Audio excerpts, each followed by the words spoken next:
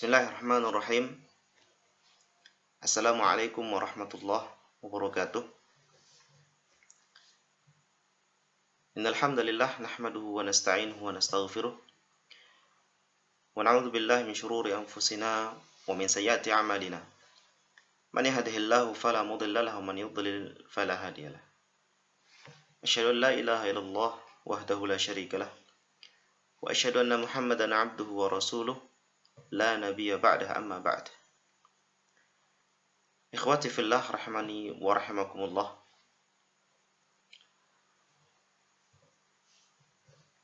Alhamdulillah, kita masih dipertemukan oleh Allah Subhanahu wa taala dalam menjalankan salah satu amanah dan kewajiban kita sebagai seorang muslim, yaitu amanah dalam rangka menuntut ilmu.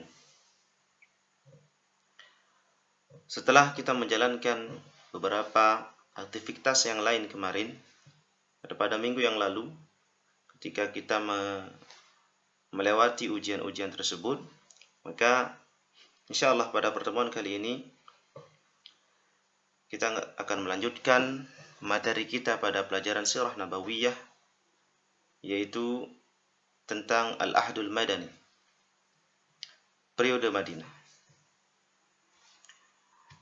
Jadi ketika Rasulullah SAW telah berhasil lolos dari kejaran orang-orang Quraisy, maka beliau dengan Abu Bakar Siddiq radhiyallahu anhu bisa masuk ke dalam kota Madinah dengan aman dan nyaman.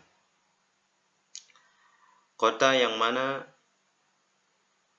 rajanya saat itu menjamin keselamatan bagi Rasulullah, menjamin keamanan bagi Rasulullah dengan kaum muslimin untuk tetap tinggal di dalam kota tersebut.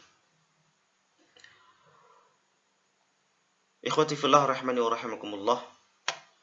Di sini Syekh menyebutkan Bina'ul Masjidin Nabawi, pembangunan Masjid An-Nabawi. Qala awwalu khutwatin khattaha Rasulullah sallallahu alaihi wasallam 'inda maqdamihi al-Madinah hiya bina'ul Masjid An-Nabawi. Jadi ketika Rasulullah sallallahu alaihi wasallam tiba di kota Madinah, rencana awal yang dilakukan oleh Rasulullah sallallahu alaihi wasallam dengan kaum muslimin saat itu adalah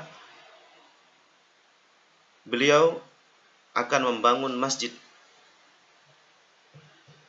sebuah tempat yang mana menjadi pusat peribadatan, bahkan majelis-majelis ilmu.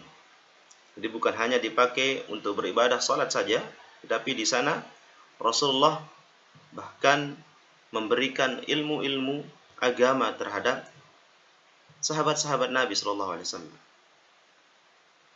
Yang mana masjid tersebut juga nantinya dikenal sebagai Masjid An-Nabawi. Wa ikhtara lahu al-makan alladhi baraqat fihi naqatuhu sallallahu alaihi wasallam. Dan Rasulullah sallallahu alaihi wasallam memilih sebuah tempat yang mana tempat itu pernah ontanya Rasulullah singgah di sana ketika baru sampai di kota Madinah. Bahkan Rasulullah mengatakan ketika ontanya berhenti sejenak di tempat tersebut, tanah kosong tersebut, apa kata Rasulullah? Hadza insyaallah al-manzil. Tempat ini, ya, tanah ini insyaallah akan menjadi rumah untuk kita. Artinya tanah tersebut akan dijadikan dan didirikan masjid bagi kaum muslimin. Fashtarahu min ghulamaini yatimaini kana yamlikan.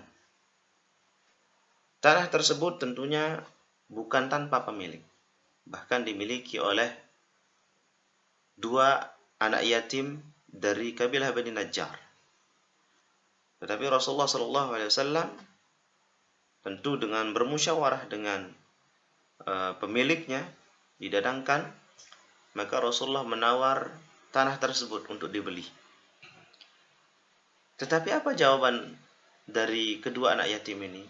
Tidak, wallahi, kami tidak akan menjualnya wahai Rasulullah. Bahkan kami akan menyerahkannya kepadamu dan kepada Allah Subhanahu wa taala. Itu saking, ya mungkin bisa kita katakan mereka sangat setia terhadap Rasulullah. Mereka senang dengan kedatangan Rasulullah, apalagi tanahnya dipakai dan digunakan untuk hal-hal yang baik, untuk dijadikan sebagai tempat peribadatan kaum muslimin. Tetapi apa? Rasulullah tetap menghargai tanah tersebut, membelinya dengan uang pribadi Rasulullah sallallahu alaihi wasallam. Wa ashama fi bina'ihi bi nafsihi. Di sanalah Rasulullah sallallahu alaihi wasallam menanamkan amal jariahnya. Ya, seperti itu bahasanya. Rasulullah membeli tanah tersebut dengan uang pribadinya dan membangun masjid di sana.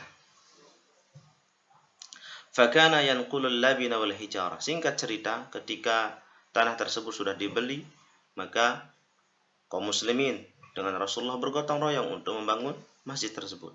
Bahkan Rasulullah tidak segan untuk ikut membantu kaum muslimin mengangkat bebatuan, batu bata dan lain sebagainya. Dan ketika mengangkat batu bata, wa yaqul, Allahumma la 'aisha illa 'aishal akhirah, faghfir lil ansari wal muhajirah.